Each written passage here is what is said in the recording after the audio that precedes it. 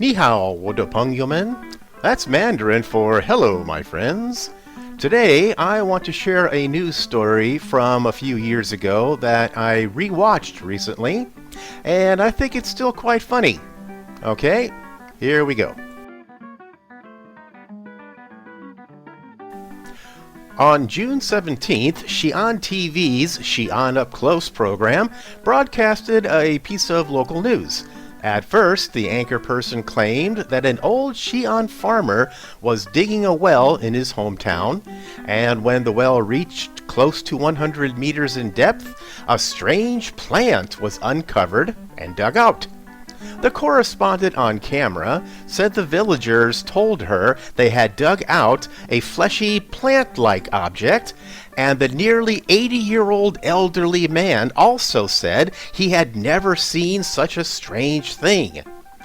The villagers interviewed said they too didn't know what it is, that this fleshy thing even had a nose and an eye. Weird. For those of you who might not know, Xi'an is located right here. For a point of reference, I live here in good old Guangzhou. Okay, here's a bit of the TV broadcast to set things up. 今天我们的记者接到了六村堡村民打来的热线电话，说他们在打井打到地下近100米的时候，挖到了一个奇怪的植物。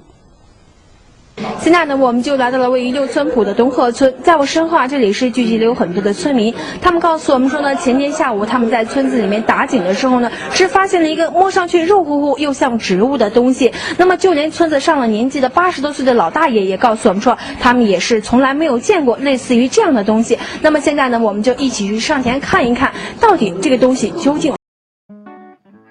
Before we press on, as you can see here, I'm quite a long ways away from getting monetized on YouTube. If you could find it in your heart to contribute to my pay accounts, I'd be eternally grateful. This will encourage me to continue creating content, as well as pay bills and such. 谢谢 everybody. Alrighty, back to the story. When the female reporter saw the object, she described it as something very much like a fungus, with both ends being in the shape of mushroom heads.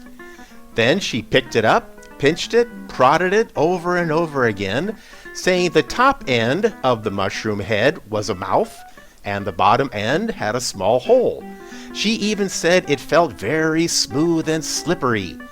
Local villagers said they had searched online and discovered that this thing was called Tai Sui, a kind of lingzi mushroom, upon which the reporter immediately gave an introduction and explanation about lingzi mushrooms, before saying she would go find experts to have it identified. Yeah, sorry, my Chinese is still not so good.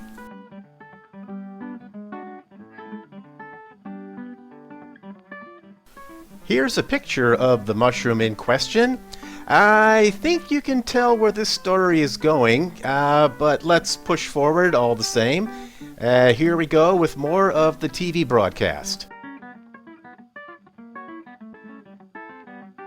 这个东西究竟是什么？朋友就帮忙这老蹦子，大有80米，捞出来一个这肉乎乎的，不知道这啥，有鼻子有眼。我们现在通过镜头呢，可以看到这个东西啊，长得非常像一个菌类。那这个两边呢都是有这个蘑菇头的形状，上面呢是有一个，我们可以看到。Hold up, wait a minute, something ain't right. 可以看到像嘴巴的东西，而下方呢则是一个小孔，是直接通透的，摸上去啊是非常的光滑。感觉非常像一个肉类。那我们用尺子呢也大概量了一下，这个东西的身长呢也大概就在19公分左右。刚才来的比年龄大的有80多岁的，从来都没见过这。上网查了后，这叫太岁嘛。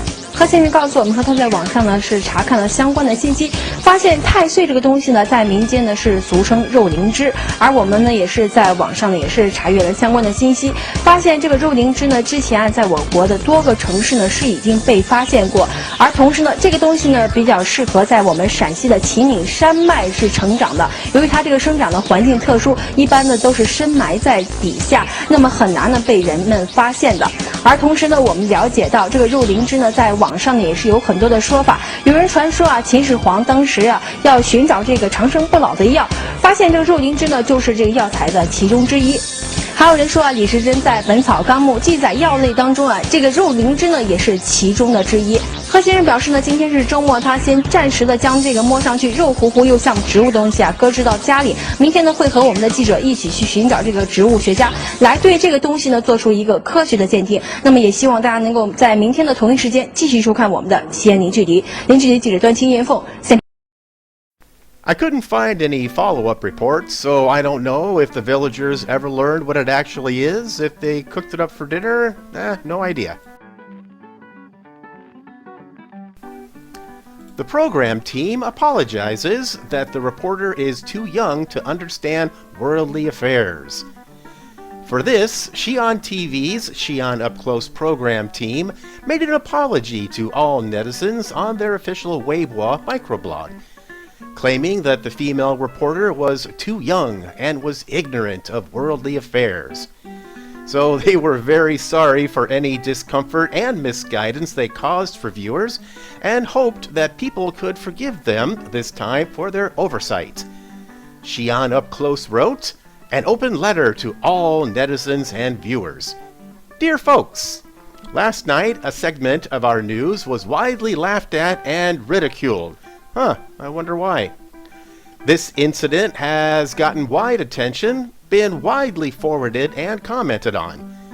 Owing to our reporter being still very young, not yet versed in the ways of the world, she brought audiences discomfort and misguidance in this piece of news. Here we sincerely thank all netizens for their criticisms and corrections of our program. Folks, please forgive us for this instance of carelessness.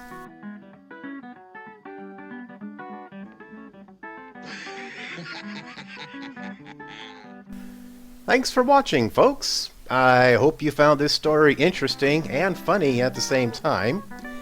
I'll be posting more content in the future, mostly about what I've discovered throughout my time here. Believe it or not, it's been almost 20 years. Well, until next time, 再见.